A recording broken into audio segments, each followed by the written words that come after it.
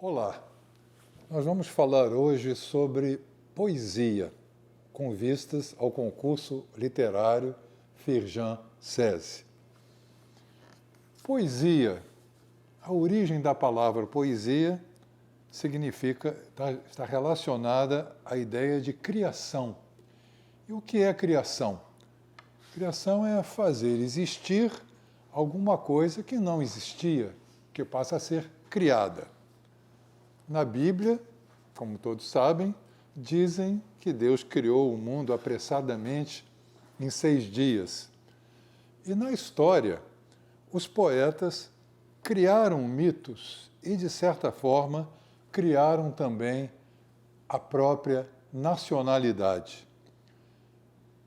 Vamos nos reportar à Grécia Antiga, as tradições orais que foram reunidas por Homero, tendo existido ou não a figura, mas concedeu-se a esse personagem, Homero, a capacidade de se impor, de recolher a tradição oral, passá-la para uma palavra memorizada e, com isso, criou, ao mesmo tempo, uma língua literária para a Grécia Antiga, 3.000 anos, e a história da fundação de um povo, de uma etnia. Avancemos um pouco no tempo. Vamos à Itália medieval, onde proliferavam dialetos, até que o florentino, se impôs não pela força das armas, não pela força da manobra política, mas pela voz de um poeta, através de Dante, com a sua Divina Comédia, aquilo que era um dialeto entre tantos passou a representar a emergência, o nascimento de uma efetiva língua italiana comunitária que acabaria se sobrepondo aos dialetos locais. E no português? O que nós chamamos de português moderno tem data e lugar de nascimento. A data é 1572 e o lugar é um livro, Os Lusíadas, publicado por Camões neste ano, e data-se da publicação de Os Lusíadas o nascimento do que nós entendemos português moderno. Todos nós somos filhos, herdeiros diretos, não apenas dos nossos antecessores, mas do poeta que nos legou a Constituição atual, com poucas mudanças, tanto que se pode ler os Lusíadas sem livros de apoio em sintaxe, etc., né? Então, nós somos todos tributários da criação literária do nosso português através de Camões. Nós falamos da tradição oral da poesia, a poesia grega, e por vários motivos, não só grega, né? A oralidade, a musicalidade sempre andaram juntas no nascedouro da poesia. Porque, reparem, há vários motivos para a poesia, pelo menos até o século XIX, ter sido o gênero literário predominante.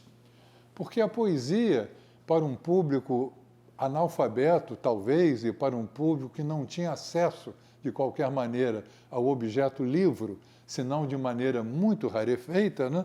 A poesia se valia, e se vale ainda, de ritmos, de repetições, de recursos sonoros, como a rima, e isso ajuda diretamente à memorização, tanto por parte dos poetas ou dos trovadores, né, que criavam ou cantavam e contavam a poesia, quanto por parte do público, que teria uma compreensão facilitada exatamente pela utilização desses recursos de repetição, rima, repetição de métrica.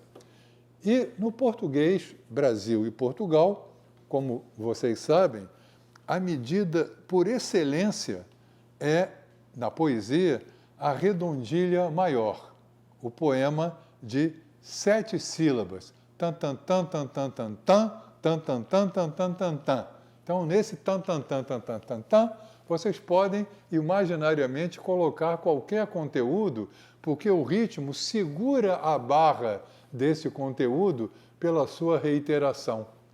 Observem a diferença daquilo que eu disse há pouco, tan, tan, tan, tan, tan, tan, tan, tan, tan, tan, tan, tan, tan. Se eu dissesse tan, tan, tan, tan, tan, tan, tan, tan, tan.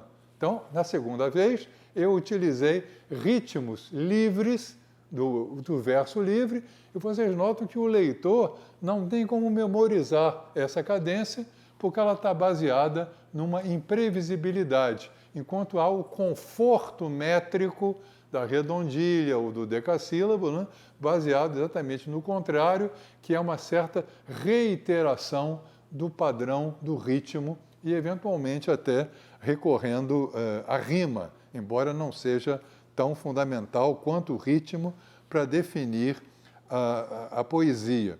Portanto, nós temos que começar a perceber que a poesia, ela, para viver, depende do ritmo, sobretudo, e eventualmente até o século XIX, né, o apoio da rima também era bem-vindo, embora não fosse fundamental. E há uma observação que deve ser feita para vocês que vão escrever os poemas aí do concurso, é que antigamente, até o século XVIII, no poema cabia qualquer coisa, podia-se falar de tudo, podia-se ensinar como trabalhar o campo, como fazer a produção das vacas, do leite aumentar, podia contar uma história e podia até de vez em quando falar do amor, falar de uma paixão, né? Mas esse contar uma história, né, essa vertente, digamos, narrativa da poesia, ela acabou se perdendo, se diluindo muito. Não porque nós não queiramos ouvir histórias, mas porque surgiu o romance para contar essas histórias que antigamente eram quase privativas do discurso lírico, do discurso poético. Ele usurpou. O romance se instalou com tanta força que a poesia foi jogada meio de escanteio para a questão da história e da narrativa. Porque, a partir do romantismo, sobretudo, né, aí poesia e romance trilham caminhos diversos. Na poesia, passamos a ter cada vez mais, diferente das epopeias, a brevidade da forma, um conteúdo mais subjetivo, confessional. E o romance, o espaço da história, dos painéis, da coletividade, não mais necessariamente uma história gloriosa, como nas epopeias, mas sem limites para a sua realização. E, inclusive, a partir de certo momento, se comprazendo em narrar o mínimo, em narrar o humilde, narrar o anti-herói do cotidiano e não mais as grandes figuras ou os grandes vultos que predominavam no discurso das epopeias. Perdendo o espaço narrativo, em grande parte, que, aliás, uma ressalva, esse espaço narrativo da poesia, ele ainda sobrevive, mas numa literatura considerada menor como o cordel. Quer dizer, a poesia, querendo ainda falar da história, ela deixa o palco da grande poesia com P maiúsculo e vai sobreviver no nicho das manifestações populares como o cordel, que basicamente é uma história que se conta em verso. Muito bem. E a poesia, então, a poesia, digamos, dos salões, das academias, dos grandes autores, ela, perdendo esse espaço, a partir do romantismo, sobretudo, né, perdendo espaço narrativo, ela se fecha em si mesma, deixa de ser o público, o gênero preferido pelo público. Cada vez mais vai surgir uma cisão entre o gosto popular e o requinte do verbo poético, né, que chegou a um extremo no simbolismo em que se praticava quase uma religião da palavra, a palavra requintada, a palavra que não estava ao alcance da plebe. Para a plebe, deixa-se o romance, deixa-se a história. E a poesia passou de maneira hedonista a cultivar a si mesma, cada vez mais, descambando às vezes até no hermetismo, né? E na consequente rarefação do seu público, que ela vivenciava quase com prazer, como se fosse o preço que ela pagasse para manter a sua pureza, né? Um gênero literário que não se deixava contaminar pela demanda popular ou pela demanda de comunicação. E como essa poesia, então, vai sobreviver tendo perdido o seu grande público? Nós vamos ver essas grandes transformações. Com o modernismo, no século XX, a poesia ousou quebrar um padrão mais do que milenar. O principal, o ritmo regular, a métrica constante. E a partir da quebra desse padrão, final do século XIX, começo do século XX, nasceu o verso livre, que é simplesmente aquele verso que não é regulado pela repetição rítmica ao longo de todo o poema. Você pode ter 3 versos, 3 sílabas num verso, pode ter 5 sílabas no outro, pode ter 18 no seguinte. Isso caracteriza o verso livre, a multiplicidade métrica dos versos. Portanto, mais tarde eu vou falar disso, né? Há um certo perigo de alguma facilitação na utilização do verso livre, porque o verso livre não demanda um conhecimento técnico para compor todo o poema dentro do mesmo parâmetro rítmico como se fazia antigamente. E também a poesia moderna, ela passa a utilizar pouco a rima. Rima não tem nada a ver com verso livre, né? A ausência de rima. Você pode ter rima no verso livre, como você não tinha rima no verso antigo, desde que ele tivesse a métrica constante. Mas como antigamente métrica e rima andavam juntas, passou-se a considerar erroneamente que o verso livre é o verso que não tem rima. Isso é uma grande besteira, né? O verso livre é aquele que não segue um padrão métrico constante. Bom, então abolida a métrica regular, de uma hora para outra, todos viraram poetas? Todos viraram poetas modernistas? Quem dera que fosse assim tão simples. E aí começamos a chegar um pouco mais na questão de algumas dicas ou sugestões que possamos dar para vocês.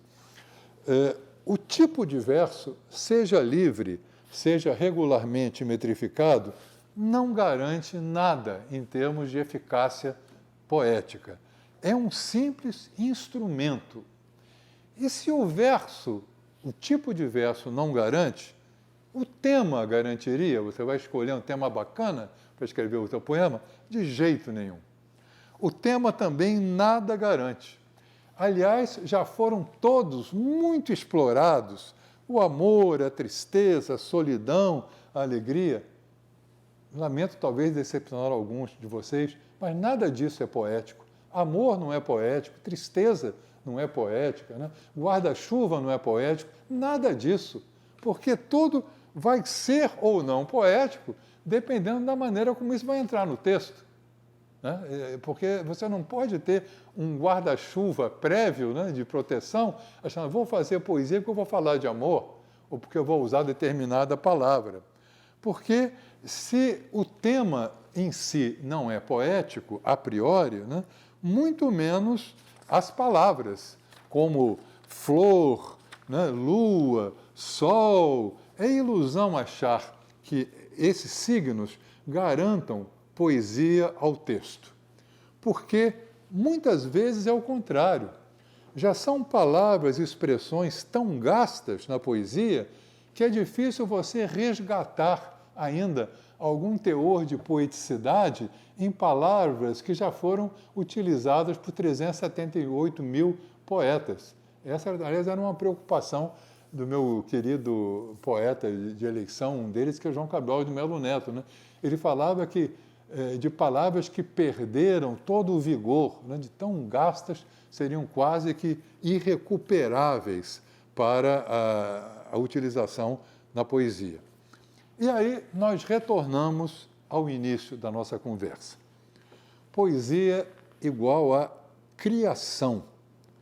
Nenhuma palavra ou tema, nenhuma palavra é poética antes do poema. Pode tornar-se ou não poética, como eu já falei há pouco, funcionando bem dentro da mecânica do texto como um todo. Porque se literatura é criação, eu simplesmente não posso me valer de tudo aquilo que já foi dito, ou escrito, ou estava pronto, antes do texto começar, para escrever o poema. O verde da esperança, né? O azul do céu, o espelho da alma dos teus olhos, fora, fora. Nada disso é poesia. Isso é lugar comum. E o poema é o lugar incomum, é o lugar da singularidade, da invenção, e não o da reafirmação de coisas já ditas, mesmo que consideradas poéticas, mas já ditas e já desgastadas. Por isso, um poeta brasileiro intitulou seu livro Desdizer. Não dizer o já dito, mas desdizer o dito em busca do inaudito, do não dito, do inédito. E aqui, já de um ponto de vista bem prático, a primeira e urgente recomendação aos candidatos a poeta. Fujam do lugar comum como o inimigo maior, a maior fonte da pseudopoesia. Fujam do lugar comum como o diabo foge do sorvete de morango. Né? Porque se eu dissesse fuja do lugar comum como o diabo foge da cruz, é uma frase já dita. Já o meu diabo, inventado aqui, ele detesta sorvete de morango. E não tem nada contra a cruz. O tema deste concurso é a diversidade. Cabe quase tudo no guarda-chuva também dessa palavra. Mas eu sugiro, evitem representações mais óbvias da diversidade. Evitem generalizar. O poema é o espaço da singularidade, não da generalidade. O discurso muito genérico acaba virando propaganda política. As pessoas gostam, né? O homem é assim. Que homem é esse? Qual é o nome dele? Qual é o apelido? Né? Qual é o cigarro que ele fuma? Qual é a boate que ele vai? Isso interessa muito mais o poema, dizer que o homem, como representante, porta-voz de que humanidade, que pessoas. Cada um é um.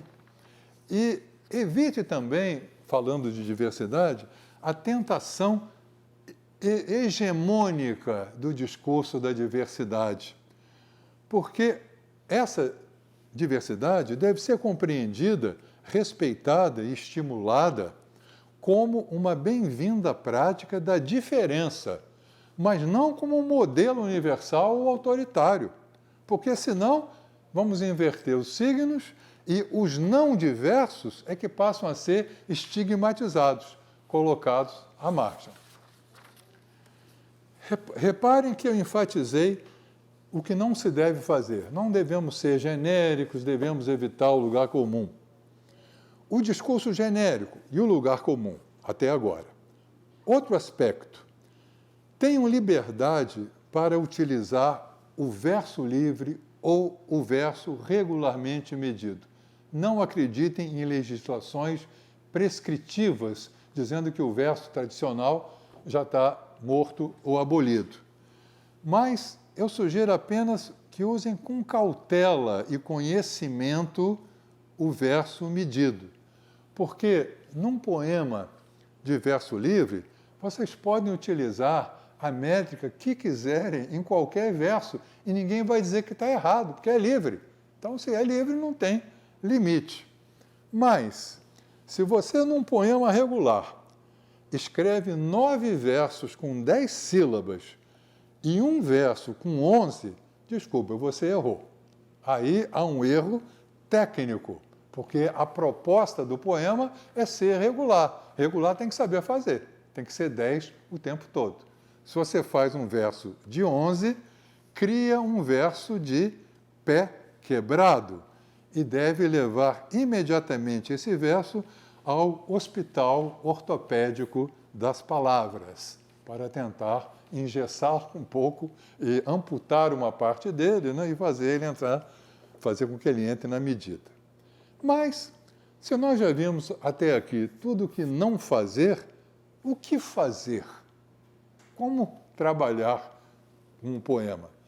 Desculpem todos, vou decepcioná-los. Isso não se ensina. Vai depender da criatividade de cada um. Porém, saber o que não se deve fazer, o que se deve evitar, talvez já seja um bom início para descobrirmos por onde nós vamos caminhar.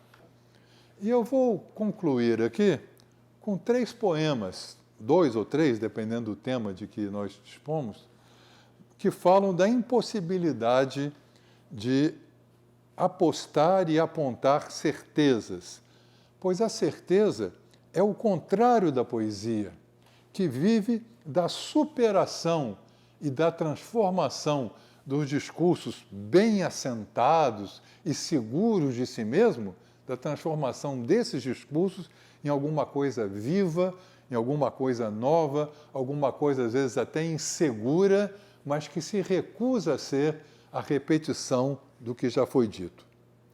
Carlos Pena Filho, um poeta, grande poeta pernambucano do século XX, morto precocemente num acidente automobilístico em 1960, com 31 anos de idade, ele escreveu um poema intitulado Para Fazer um Soneto. Pronto, aí está uma fórmula, aí está a alegria, né? Os ingênuos e ansiosos, evidentemente, achavam que o poema iria cumprir aquilo que o título promete, para fazer um soneto.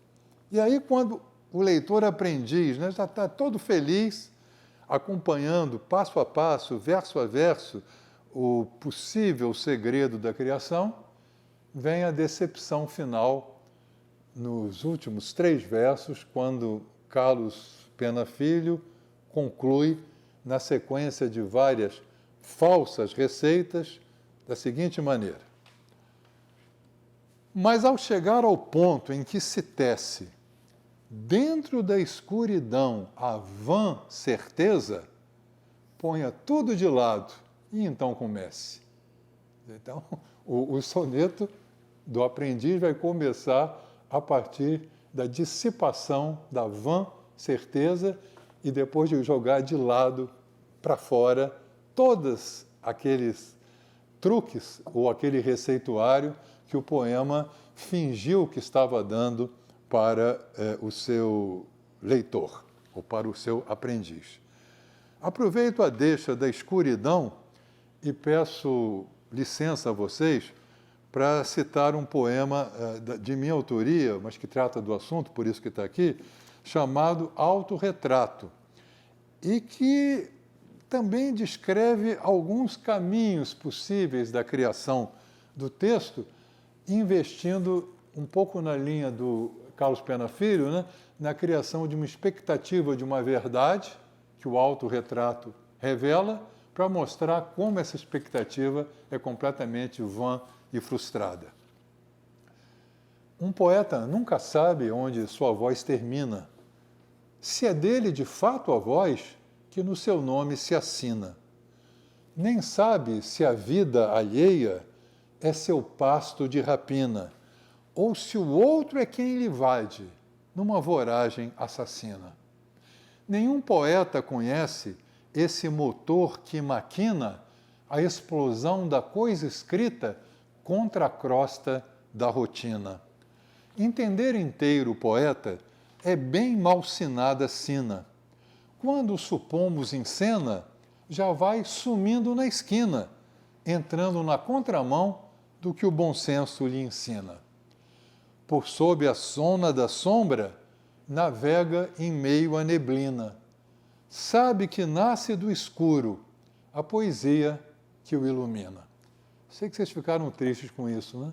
Porque aqui só tem anti-exemplo. O poeta não sabe nada, não sabe se ele está falando por si ou se são os outros que invadem. Nenhum poeta conhece o motor que está maquinando a explosão do texto. Quando achamos que o poeta está ali, ele já está lá, já virando a mão para onde? Na contramão do bom senso.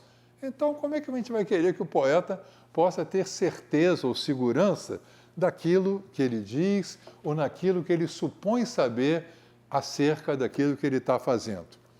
E para concluir com outro poeta, né, o poeta português José Régio, nascido em 1901 e falecido em 69, eu vou citar trechos do seu mais famoso, ou de um de seus mais famosos poemas, que é o Cântico Negro. E nesse poema ele responde falsamente também a pergunta ansiosa que o aprendiz de poeta formula, que é essa pergunta: para onde ir? Para onde é que eu vou? Como é que eu faço? Qual é o caminho melhor para chegar à poesia? E responde José Régio: vem por aqui, dizem-me alguns com os olhos doces, estendendo-me os braços e seguros de que seria bom que eu os ouvisse quando me dizem: vem por aqui. Eu olho-os com olhos laços, há nos olhos meus ironias e cansaços, e cruzo os braços.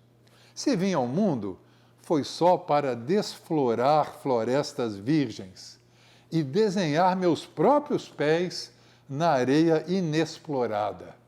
O mais que faço não vale nada. Eu amo o longe e a miragem, amo os abismos, as torrentes, os desertos. Que ninguém me dê piedosas intenções, ninguém me peça definições, ninguém me diga: vem por aqui. A minha vida é um vendaval que se soltou, é uma onda que se alevantou, é um átomo a mais que se animou. Não sei por onde vou, não sei para onde vou, sei que não vou por aí. Bom, espero que, talvez sem grandes esperanças também, apesar de eu esperar, né, que tenham sido úteis algumas das observações e considerações que aqui foram feitas.